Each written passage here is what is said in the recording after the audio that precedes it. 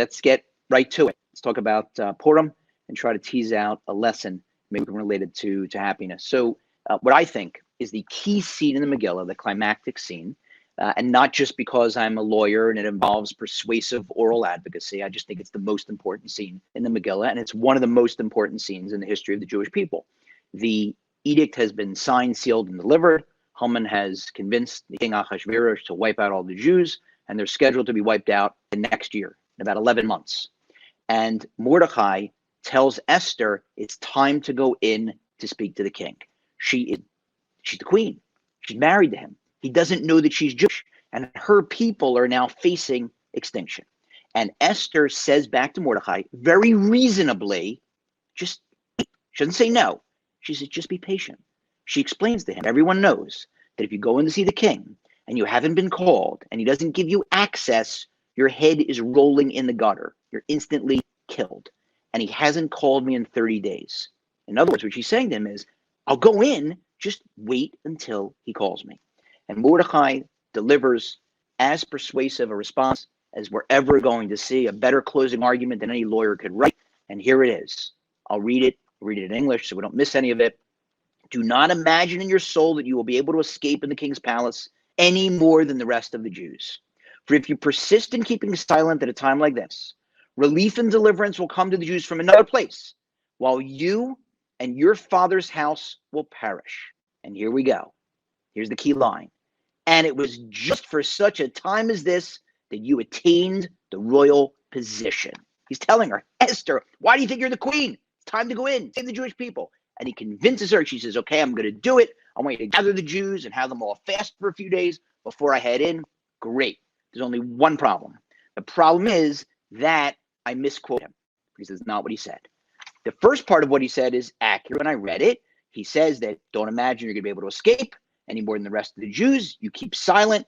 Relief and deliverance will come from elsewhere. Your father's house will perish. And here's what he says, what he actually said, what I misquoted. I left out a few words. Stunningly, he says to her, and who knows? Mi yodea. Who knows whether it was just for such a time as this that you attained the royal position? Mordecai, what are you doing?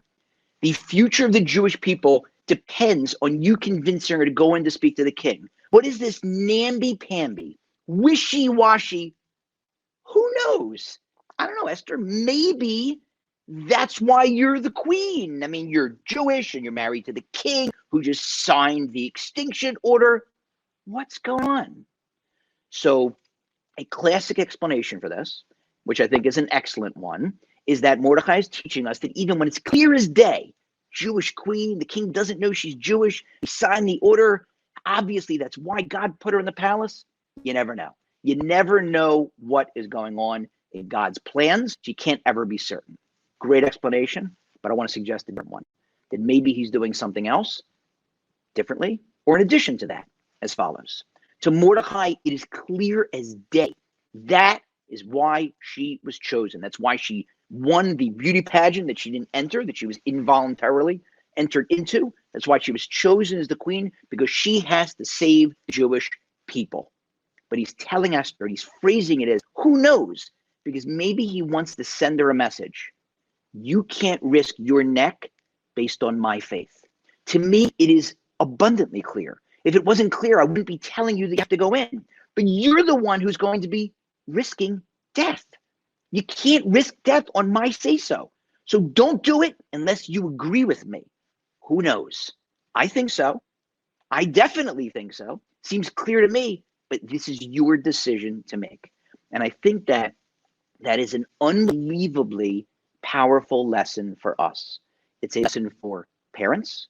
It's a lesson for teachers. It is a lesson for friends. It's a lesson for study partners. When we're with the program and we love God and we know God loves us and we know God runs the world and we know that keeping the dictates of the Torah, keeping the mitzvahs, both the ones between us and God and the ones that are interpersonal between each other, that is the way. That's the guidebook. That's the recipe for a deeply meaningful, fulfilling, and happy life. You may pass up some fleeting pleasures, but that's not what leads to lasting happiness. We know that. And we're so eager to share that sometimes we push too hard. And sometimes we try to force our children and our students and our study partners. And if you do that, there's only one guarantee.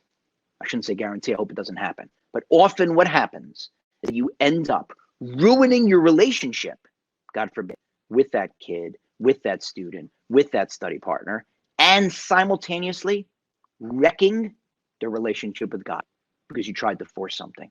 You can't force something. It's got to be at their pace, at their level, at their time frame. And you could be frustrated, like, well, don't you see how amazing that story you told me? Don't you see God's hand? And maybe they did, maybe they didn't. You can explain it to them, but you can't force them.